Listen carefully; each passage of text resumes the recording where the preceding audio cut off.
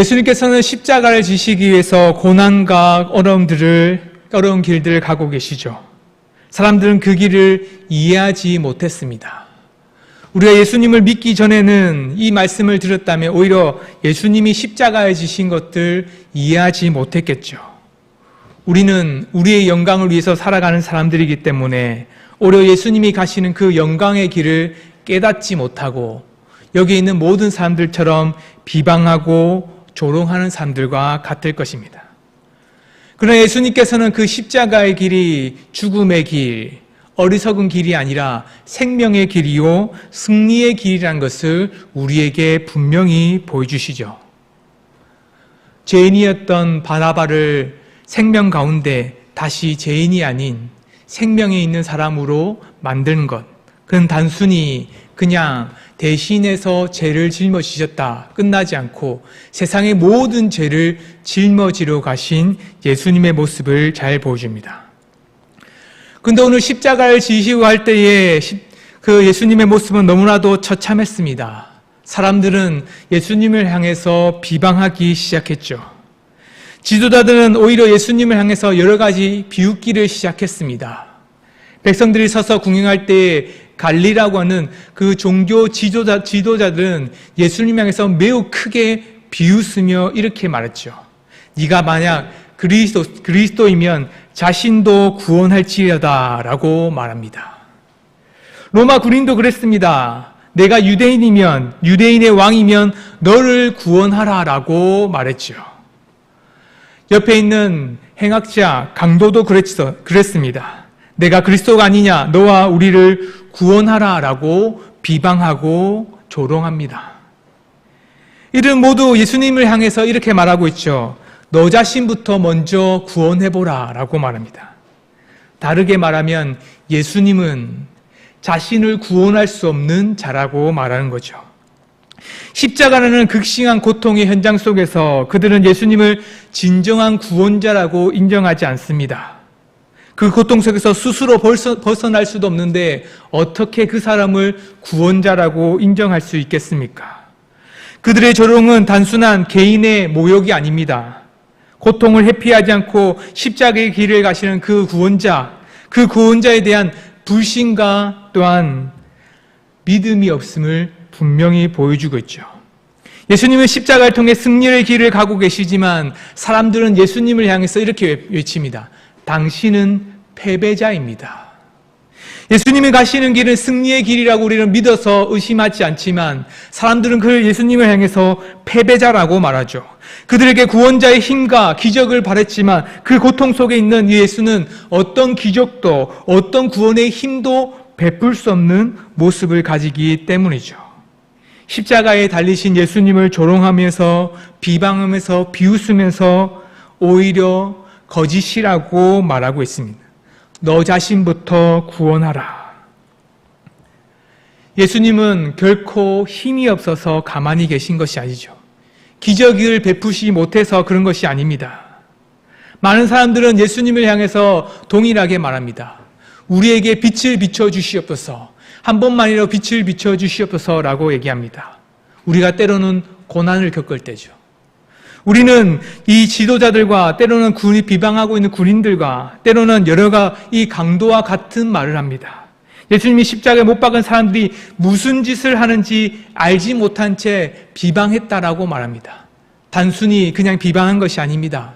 그들은 예수님의 가는 길을 몰랐죠. 예수님도 그것을 알고 계셨습니다. 자기들이 하는 것을 알지 못합니다. 그들은 믿음이 없는 사람이었기 때문에 예수님을 향해서 한번 기적 한번 베풀어 보십시오. 당신부터 구원해 보십시오. 라고 외치죠. 사도행전 3장 17 보면 베드로 역시도 그들이 알지 못하는 믿음이 없음으로 말미암아서 그렇게 말했다고 하죠. 우리 사도행전 3장 17절의 말씀을 같이 읽겠습니다. 시작. 형제들아 너희가 알지 못하여서 그리하였으며 너희 갈릴리도 그리한 줄 아노라. 그들은 영적으로 무지한 사람들이었습니다. 이 무지하면 죄의 심각성을 더욱 깊게 깨닫게 만들어주죠. 그들이 얼마나 어리석었는지, 구원자이신 예수님을 죽이면서도 오히려 그들이 하고 있는 행위가 뭔지를 모르고 있습니다. 그뿐만 아니라 예수님을 비방하고 조롱하면서도 예수님이 가시는 그 길마저도 오히려 오해하고 믿지 못했죠. 오히려 그들은 자기들 마음 가운데 옳은 길을 행하고 있다라고 생각했습니다. 예수님을 조롱했던 그들의 모습들은 마치 종교적으로 매우 옳은 것처럼 여겨지고 있었죠. 그런데 이런 종교 지도자의 삶, 예수님을 비방하고 있는 자들의 삶이 그들의 모습만 보여주는 것이 아닙니다. 오히려 우리의 모습도 같이 보여주죠. 우리의 삶들 속에서도 때로는 종종 하나님을 향해서 한번 구원해 보십시오라고 얘기합니다. 우리가 고난을 겪을 때죠. 우리가 어려움을 겪을 때입니다. 때로는 우리가 겪고 있는 그 모든 고난과 어려움들 속에서 예수님, 한번 우리를 구원 한번 해보십시오. 빛을 한번 비춰보십시오. 그렇게 해야지만 내가 하나님임을 인정하겠습니다. 라고 말할 때가 있죠. 종교 지도자의 삶의 모습은 우리의 모습과 별 차이가 없습니다. 우리는 십자가의 치욕과 고난을 때로는 외면하고 싶어 합니다. 오직 성공과 영광을 바라며 추구하면서 살아갈 때가 있죠. 우리는 겉으로는 십자가의 상징, 십자가의 모습을 마음에 새기고 싶다고 말합니다.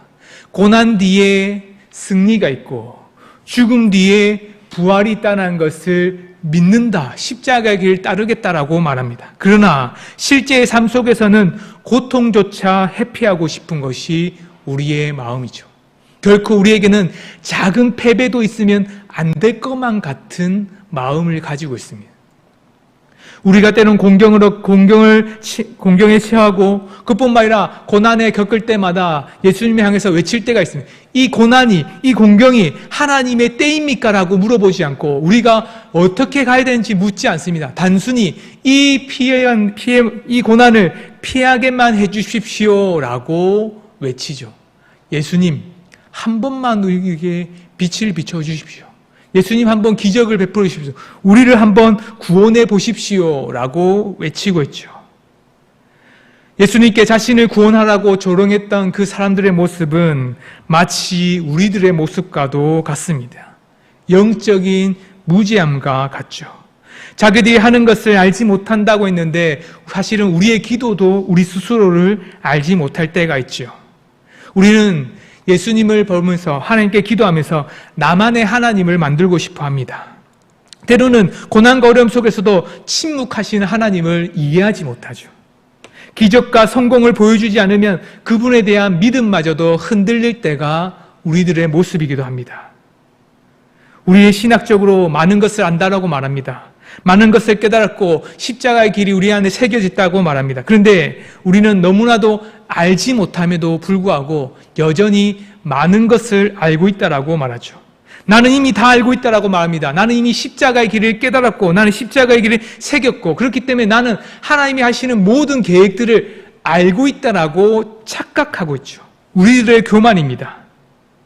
오히려 나는 이미 다 알고 있다는 그 생각에 빠져서는 하나님께서 우리에게 베풀어 주시는 고난이 참된 승리로 가는 그 발판이란 것을 알지 못한 채 불평과 불만을 할 때도 있죠. 이런 고면은 성령님의 인도하심을 막고 때로는 하나님의 말씀을 새롭게 깨닫는 길을 막기도 합니다. 우리의 가장 무지한 그 순간이 바로 하나님을 잘 안다라고 착각하는 순간이었죠. 종교 지도자들이 했던 말과 같죠. 예수라는 그 사람은 결코 구원자가 아니야. 내가 알고 있는 하나님의 말씀, 구약의 말씀으로는 저 사람은 예수 그리스도가 아니야 라고 말합니다. 우리의 삶도 그렇지 않습니까? 영적으로 무지했던 지도자의 모습과 같이 우리는 똑같은 기준으로 만들어갑니다. 내가 믿었던 하나님의 모습, 내가 바라고 있는 하나님의 그 가치관 속에서는 지금 겪고 있는 이 고난은 내가 겪을 고난이 아니야 라고 말하죠. 하나님 뜻보다 자신의 기준을 더 우선시합니다. 내면보다 겉에 있는 모습이 더 치중하면서 안다라는 교만에 빠지게 되죠. 그런데 진실되게 자신을 아는 자가 구원을 받습니다. 그 자가 바로 예수님 안에 있는 하나님의 백성의 모습들이죠. 한 강도가 있었습니다. 다른 한 강도는 예수님을 비방했지만 또 다른 강도는 예수님을 향해서 자신의 처지를 고백합니다. 그 당시에 십자가형은 노예나 폭력적인 범죄자, 반란 주동자, 말 그대로 마땅히 죽어야 할 사람들의 처형 형벌이었습니다. 예수님께서 이들과 함께 처형된 것은 예수님이 진짜 죽음에 이를 수밖에 없는 사람, 죽을 수밖에 없는 자리에 있다는 것도 있지만 그 함께 있었던 그 사람이 얼마나 구원받지 못할 사람이라는 것을 보여주고 있죠. 그들의 모습은 십자가의 처형, 말 그대로 가장 고난에 있고 가장 어리석은 자들의 모습이었습니다. 그런데 자기 자신을 너무나도 잘 아는 한 사람이 나타납니다. 그의 고백은 이렇죠. 40절과 41절의 말씀을 같이 함께 보겠습니다. 하나는 그 사람을 꾸짖어 이르되 내가 동일한 정죄를 받고서도 하나님을 두려워하지 아니하느냐. 우리는 우리가 행한 일을 상당한 보응을 받는 것이니 이에 당연하거니와 이 사람이 행한 것은 옳지 않은 것이 없느니라 하고, 매우 어리석은 강도인 것처럼 보입니다. 자기의 인생을 모른 채 오히려 죽을 수밖에 없는 처형의 자리에 있는 그 매우 어리석은 자처럼 보입니다. 그런데 여기에 가장 지혜로운 사람이 있죠. 자신의 모습을 너무나도 잘 아는 한 사람입니다. 자신의 지은 죄가 얼마나 처절하고 어리석은지를 깨닫고 고백하죠. 우리는 우리가 행한 일로 말미암아서 죽음에 이를 수밖에 없다는 것을 잘 압니다. 스스로 구원받을 수 없고 이 처형에 합당한 모습으로 살았고 그로 말미암아서 자신은 죽을 수밖에 없다는 것을 잘 고백하고 있죠. 그가 죄인 중에 죄인이라는 것을 너무나도 잘 압니다. 또한 이 강도는 예수님을 바라보면서 너무나도 잘 아는 것이 있죠. 이 사람이 행한 것은 옳지 않은 것이 없다라면서 예수님이 가시는 이 길, 십자가에 지시는 그 길이 결코 예수님의 죄로만 지어서 죽는 것이 아님을 보여주고 있죠. 그래서 이사야서 53장 12절의 말씀을 보면 이렇게 말합니다. 같이 함께 보겠습니다. 그러므로 내가 그에게 존귀한 자와 함께 몫을 받게 하며 강한 자와 함께 탈취한 것을 나누게 하리니 이는 그가 자기 영혼을 버려 사망에 이르게 하며 범죄자 중에 하나로 헤아림을 받을 수 있습니다. 그러나 그가 많은 사람의 죄를 담당하며 범죄자를 위하여 기도하였느니라. 강도는 자기의 죄를 너무나도 잘 알았습니다. 그런데 또 다른 깨달음도 알고 있었죠. 예수님이 어떤 분이신지를 너무나도 잘 알고 있었죠. 그가 자신의 죄로 말미암아서 십자가를 치른 그런 자가 아니라 오히려 여기 말한 것처럼 그가 자기 영혼을 버려 사망에 이르게 하며 범죄자 중 하나로 헤아림을 받고 있다는 것을 잘 알았죠. 그런데 이것만으로 끝난 것이 아니었습니다. 예수님을 십자가에 지셨을 때에 사람들은 고난의 가운데 외치면서 때로는 너무나도 고통스러움에 울부짖었을 것입니다. 그런데 예수님은 자신을 못 받고 있는 군인을 향해서 그 사람들을 향해서 불평과 불만이나 때로는 그들을 향해서 욕도 하지 아니하시고 오히려 그들을 향해서 기도하셨음을 강도가 보았죠. 너무나도 어리석은 강도였지만 그는 이 한 구절의 말씀을 마음에 새겼을 것입니다. 자신의 죄로 죽는 자가 아니라 오히려 그 세상을 향해서 기도하는 자가 하나님의 구원자로 올 것을 믿어 의심치 않았죠. 그때 그의 고백은 이렇습니다. 42절의 말씀입니다. 이르되 예수여 당신의 나라에 임하실 때에 나를 기억하소서 하니. 그의 고백은 너무나도 간단했습니다. 예수님, 당신의 나라에 임하실 때에 나를 기억해 주십시오. 당장 구원해 달라는 말도 아니었습니다. 십자가에서 내려달라는 것도 아니었습니다. 이 고난에서, 이 피 흘리는 아픔 속에서 그 고통을 없애달라는 것도 아니었죠. 자신이 겪는 고난은 마땅하되 이 고난이 지나서는 예수님이 가신 그 길대로, 예수님이 승리하신 그 길대로 갈 수 있도록 나를 인도해 달라고 기도합니다. 우리의 고백이 이런 고백이 되기를 소망합니다. 영적 무지함으로 말미암아서 우리가 겪는 고난이 우리의 죄가 아니라 저 사람 때문이야 라고 말하면서 불평불만으로 끝나지 않기를 소망합니다. 하나님의 때와 하나님께 계획은 반드시 있습니다. 하나님은 그 낮은 자리에 임하셔서는 그들을 우리의 낮은 자리에 두시고는 깨닫도록 하는 은혜가 있으시죠. 예수님께서 십자가를 지신 그 이유는 오늘 말씀에서처럼 이 강도를 구원하시기 위해서 십자가를 지셨습니다. 그 누구도 구원할 수 없고 그 누구도 하나님의 은혜 가운데 구원받을 만한 사람이라고 인정할 수 없는 그런 사람들, 그 사람을 향해서 예수님은 십자가를 지셨죠. 영적 무지함이 아니라 영적 깨달음을 가진 한 사람이 예수님을 향해서 고백합니다. 세상 죄를 짊어지고 가는 저 어린 양을 보라. 예수님께서 짊어지고 가시는 길은 자신을 구원하려고 오신 것도 아닙니다. 자신의 생명을 연장시키려 오신 것도 아니죠. 오히려 자신을 내어주어서는 낮은 자리에 서서는 그 낮은 자를 높이시고 구원하시기 위해서 십자가에 지시고 죽으셨죠. 때로는 우리가 고난에 처하고 때로는 우리가 너무나도 견디기 힘든 시간들을 보낼 때가 있습니다. 그때 우리가 해야 될 고백은 예수님, 하나님, 그냥 이 길 좀 피하게 해주세요. 그냥 고통 없이 지나가게만 해주세요. 라가 아니야.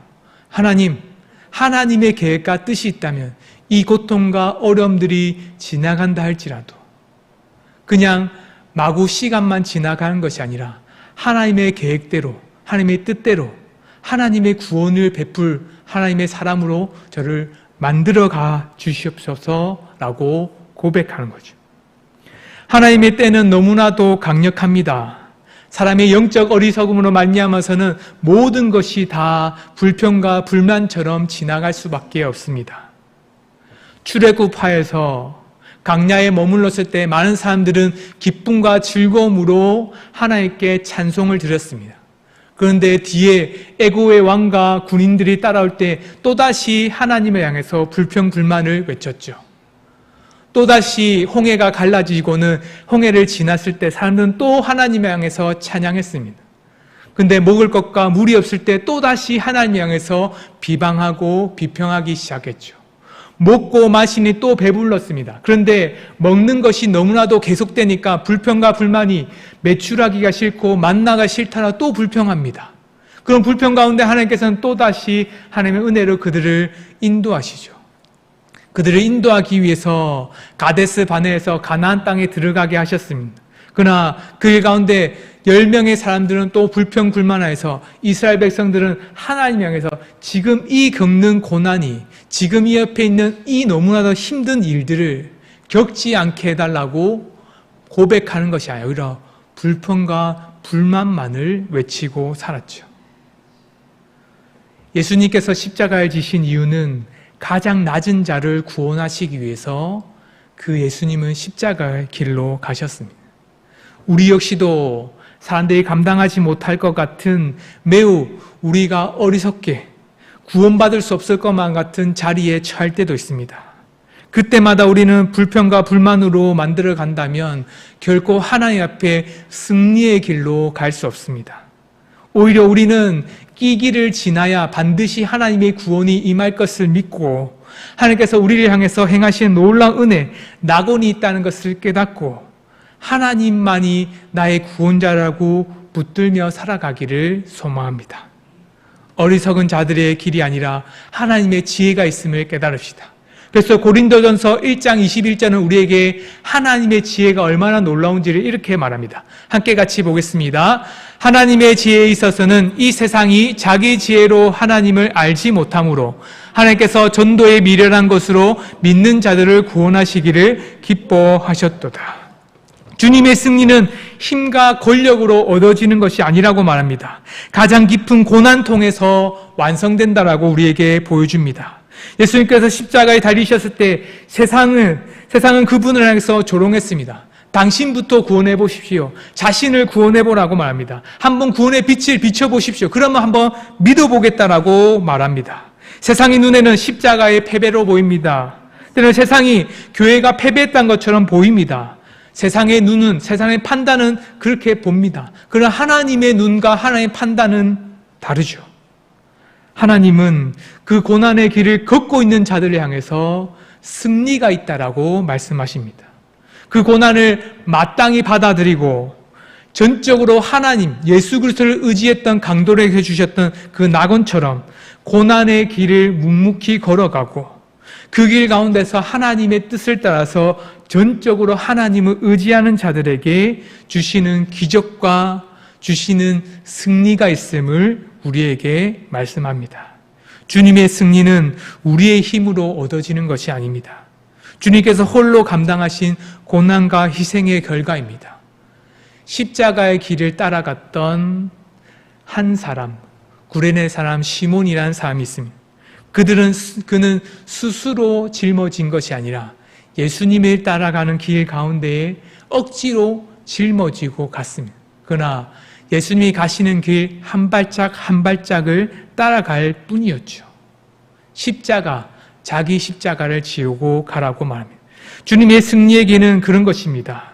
주님이 지고 가신 그 십자가의 길을 따라갈 때에 우리가 처한 고난 속에서 예수님이 하신 그 기도처럼 지금 이 고난 속에서도 하나님의 백성 어리석은 자를 구원할 힘과 능력을 주시고 우리가 이 고난이 영원하지 않고 오직 하나님의 은혜에 머물 수 있다는 것을 마음속에 새길 때 오직 우리는 하나님의 승리로 나아갈 수 있습니다. 예수님께서 가장 낮은 자리에 십자가에 달리신 것처럼 우리 역시도 가장 낮은 자리에서 오직 죄를 인정하고 겸손히 주님의 길을 따라가는 우리 은강교회 성도님 되시기를 소망합니다. 함께 말씀을 생각하면서 함께 기도합시다.